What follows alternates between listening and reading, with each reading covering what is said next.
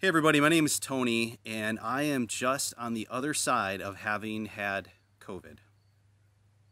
It was an ugly, ugly version of COVID, and I realized that not a lot of people get that, but those that do, it is scary. And I don't want you to be a person of fear. I want you to be a person of hope and of faith. But I got to tell you what I have learned in case you have to go through this, because I feel like I've taken all the precautions. Listen, I'm a mask wearer, whether you like that or not. I am. I try to wash my hands often. I use hand sanitizer. My family, we practice this kind of stuff. We aren't taking risks that we believe are unnecessary. And I still got it. I still got it. So what I want to offer to you is just an honest, here's what we learned, here's what I wish I knew somebody would have told me, and this is what I want to tell you. First of all, COVID doesn't care if you believe it exists. It really doesn't. COVID doesn't care how you vote politically. It really doesn't. COVID doesn't care at all, because it is this thing that is out there that we can't control, we can't see, we can't reason with, we can't bargain with, we can't say, not my house. It will come, and when it comes, you have to be ready for it. First thing, I started to notice something was off, okay? I had like a little tiny cough. I thought, it's just a cough. And then I started feeling worn down. And then it was like I needed to sleep any chance I had. I was just so tired all the time. It got to the point where, like, when I went home for lunch, I would take like a 10-minute nap. I would then, come home from work, again, nap, and then another nap and another nap. And those naps started getting longer. In fact, one night I went to bed right when I came home from work after dinner, and I slept. I think it was like, I don't know, like 14 hours. It was crazy. And I started to realize this isn't like normal sickness. Something is off. I didn't know this at the time, but my body was starting to feel depleted from oxygen, not having enough of it. And so, and then just the fatigue of my body starting to try to fight off this thing that it never battled with before. I got the test.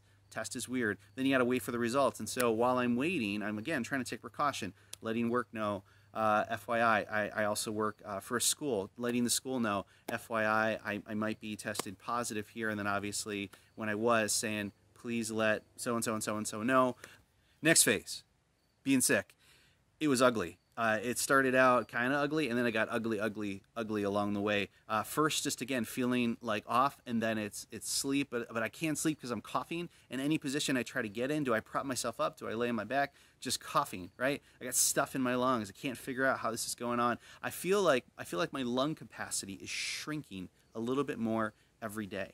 And it got scary. I went to the hospital, went to go see urgent care, getting a breathing treatment. They put me on antibiotics. And now, I'm sorry to gross you out here, in the bathroom all the time, right? Just my body is doing nothing but trying to fight off all this stuff. And my appetite. Okay, I know people say that you lose your taste. Mine went the opposite direction. I couldn't not taste everything in anything. Like my wife actually tried to give me a piece of bread. I tasted the soap on the knife that she used to cut it. It was crazy. I had like a superpower. But it meant I couldn't eat anything except for like fresh fruit. You got to have that kind of stuff on hand, like watermelon.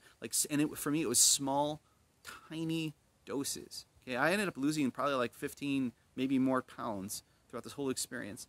And it's not just physical isolation. It's like emotional isolation too. Because you go, okay, do I post this? Do I make this like this public thing and turn what I'm going through, what my family's going through, into a debate on Facebook about whether or not it's real and whether or not it exists? Do I ask for prayer publicly? Do I send private notes? And then who do I send it to? Like who do I actually need to let know this? And I'm just going to say this. I've had people feel disappointed that I didn't tell them. Look, I'm sorry. There's no roadmap through this. It's not like what you think I should be doing, I know I'm supposed to be doing. And I'm not even sure I would agree with you on what you think I'm supposed to be doing. I'm literally fighting for my life, right? And I don't know who to tell, and I don't know who to not tell, because we're all going through something, right? And so we're going through this, and we're just trying to figure out how to do it, and thankfully there was more to it. We were not alone.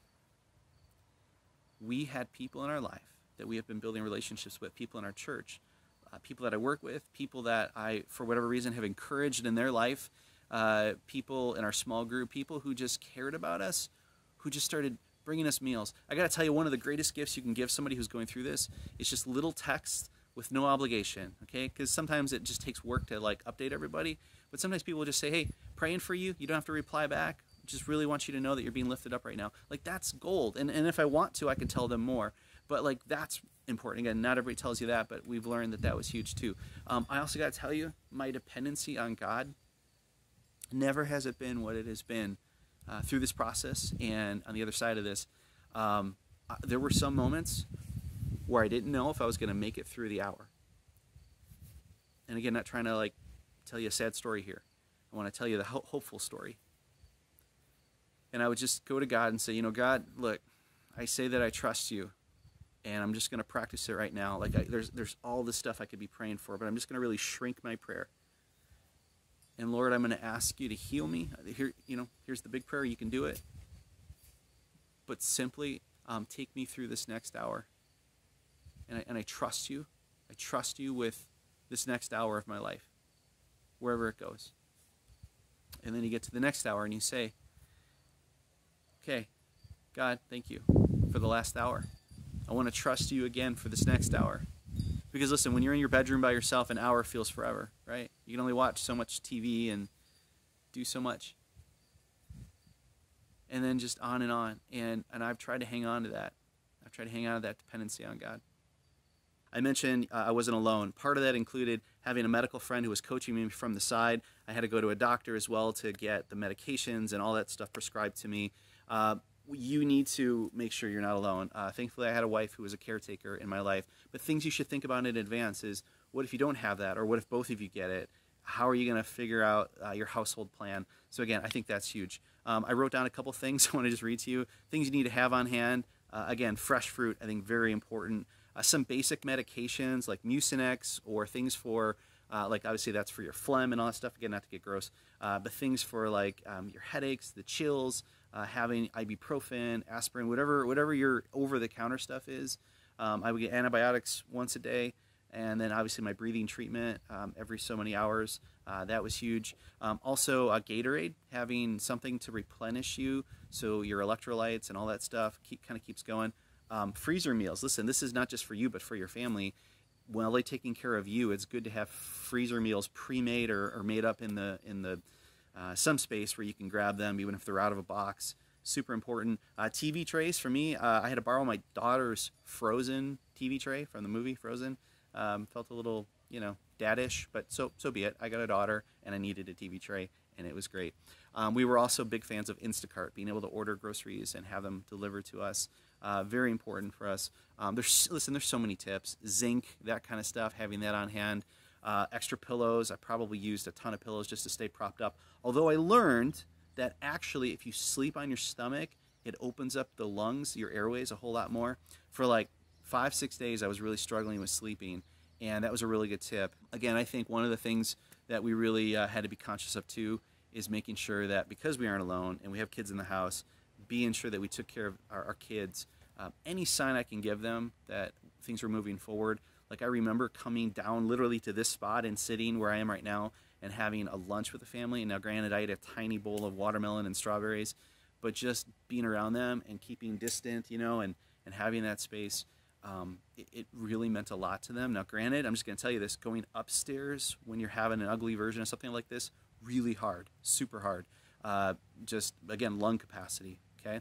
So all that to say, there's a ton of things you can have on hand. The list is just huge.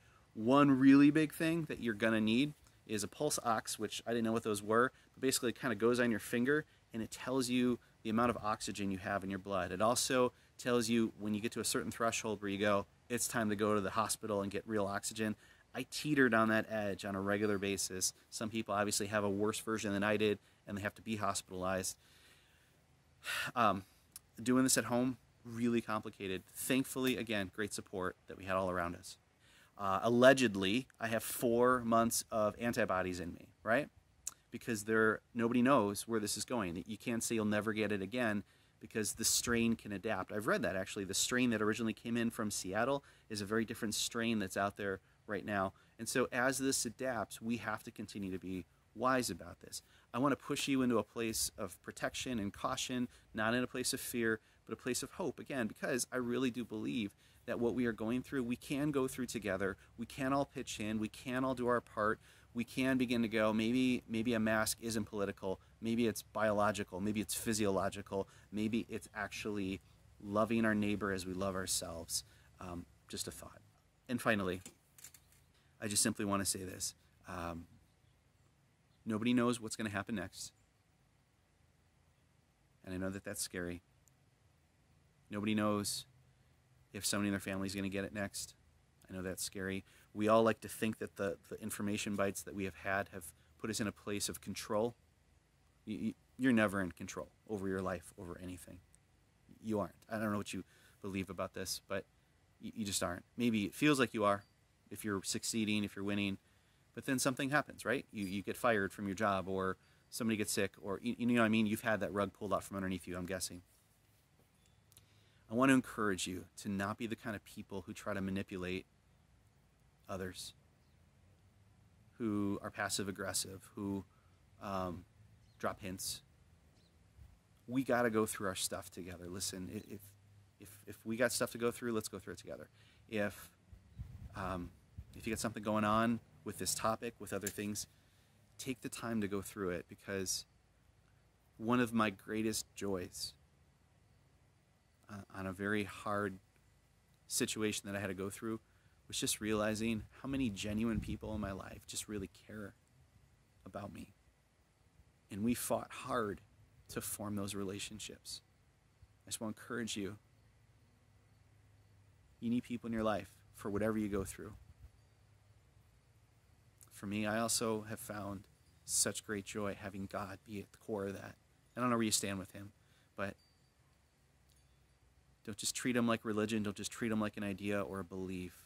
Wrestle with him. Take your stuff to him, even if it's hour by hour. And you will find your dependency on him becomes a very beautiful thing through some very ugly times. Thanks for watching this. I love you. Thank you for sharing this. If you want to pray for me, I'm just 2 to 3 weeks on the other side of this. My lungs still need healing. It could take up to 8 weeks for your lungs to heal. Crazy, right? So I'm trying to be wise with all that. But thank you for your prayers. Thanks for your support. Thanks for watching. And I hope in some ways we've just gone through this together that much more.